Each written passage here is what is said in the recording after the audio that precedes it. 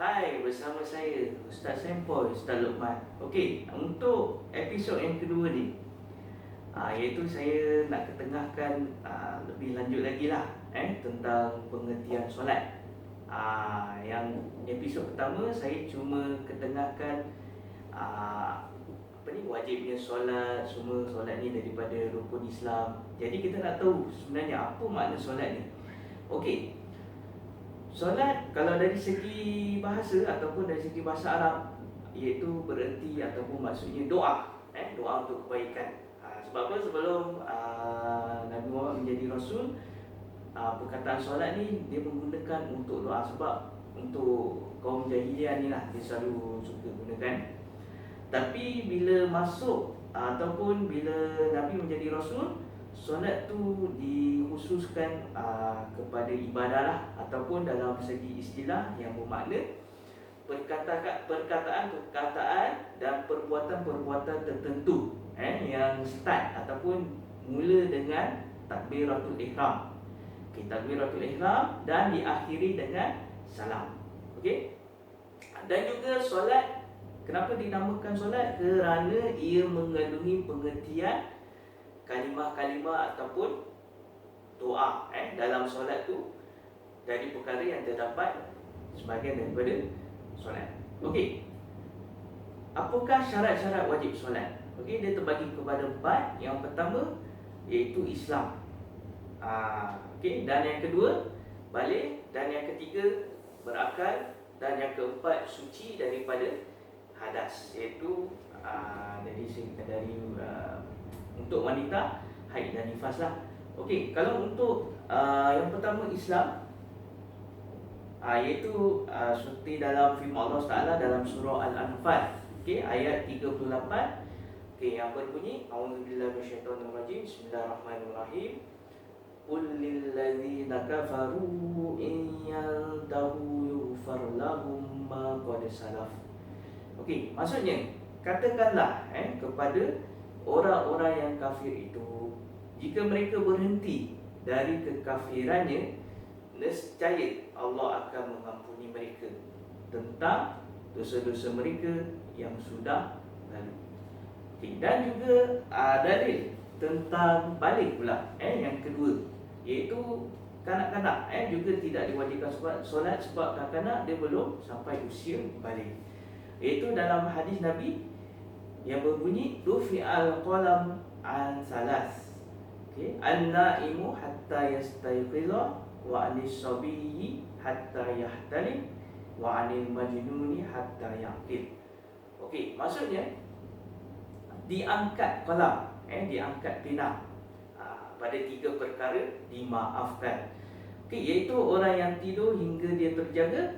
Yang kedua, kanak-kanak hingga dia bermimpi bermaksud cukup umur ataupun balik. Dan yang ketiga, orang kurang siuman ataupun orang gila hingga dia berakal.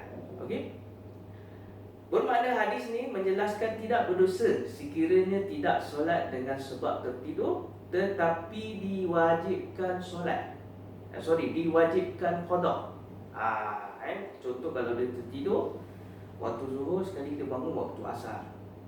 Jadi bila terbangun tu, dia melakukan solat asar, lepas tu baru dia melakukan solat zuhur sebagai qada lah.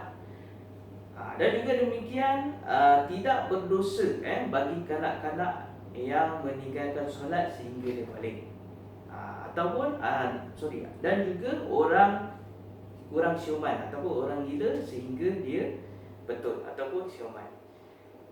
Okey, orang gila ataupun orang kurang siuman dia tidak wajib solat. Ini disebabkan mereka tidak dapat mengawal dia punya, orang kata, pemikiran ataupun belum lagi dalam keadaan sedar. Orang yang contoh pitam ataupun orang yang mabuk lah, ataupun pingsan, dan contoh macam sawan. Sawan pun samalah, dalam keadaan yang tidak sedar lah, dimaafkan jika tertinggal solat. Apabila tersedar, apabila dia bangun, mereka perlu mengerjakan solat dengan segera. Okey. Bagi orang yang mabuk kerana tindakan sendiri, contoh macam dia sengaja minum arak, dia minum arak, lepas tu dia terus pergi masjid, dia nak lakukan solat. So dekat sini dalam keadaan macam tu, mereka tidak boleh solat dalam keadaan mabuk. Memang sudah dijelaskan dalam ayat Quran lah, yang menunjukkan bila semasa waktu mabuk jangan melakukan solat. Sebab apa? Sebab bila kita baca doa ataupun baca surah Al-Fatihah akan tak fokus, sebab arak ni mengandungi alkohol. Alkohol ni dia boleh mengganggu konsentrasi akal semua. Okey, apabila telah sedar daripada mabuk, maka wajib qada solat yang ditinggalkan. Perbuatannya memang adalah dosa besar.